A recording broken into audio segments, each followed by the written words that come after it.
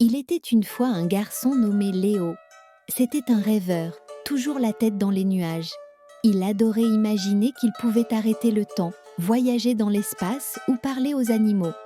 Les autres enfants riaient souvent de lui, parce qu'il oubliait ses devoirs ou arrivait en retard. Un jour, alors qu'il explorait le grenier de sa grand-mère, Léo découvrit une vieille montre en argent qui brillait d'une lumière étrange. À peine l'eut-il mise à son poignet qu'une voix douce résonna. Je suis la montre aux minutes magiques. Si tu le veux vraiment, je peux t'offrir 4 minutes de magie chaque jour. Choisis-les avec sagesse. Léo était émerveillé. Il pensa tout de suite. Je vais devenir le garçon le plus cool de toute l'école. Le lendemain, dans la cour, il pressa le bouton de la montre. Soudain, le vent se transforma en confetti argenté. Les pigeons dansaient en rond comme des danseurs étoiles et un arc-en-ciel géant se posa sur le terrain de foot. Les enfants le regardaient émerveillés. Léo était fier. C'était comme s'il avait découvert un super pouvoir. Chaque jour, il utilisait ses minutes magiques pour faire des choses amusantes, surprenantes, extraordinaires. Les autres enfants voulaient tous devenir ses amis. Léo était au sommet du monde, jusqu'au jour où il vit une petite fille seule sur un banc, en larmes. Elle s'appelait Anna.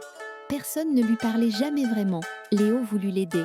Alors, au lieu de faire un spectacle, il s'assit à côté d'elle et utilisa seulement 2 minutes pour faire apparaître une petite lumière en forme de cœur qui dansait devant eux. Anna sourit enfin et raconta qu'elle se sentait invisible. Léo prit le temps de l'écouter. Les 2 minutes restantes, ils les passèrent à jouer ensemble, sans magie, juste en rire. C'est ce jour-là que Léo comprit que le plus important n'était pas d'impressionner le monde, mais de le rendre plus doux. Depuis, il utilisait ses minutes magiques pour aider, réparer un jouet cassé, faire respirer des fleurs fanées, illuminer la chambre d'un enfant malade avec des étoiles lumineuses. Plus il partageait, plus les minutes magiques semblaient multiplier leurs effets.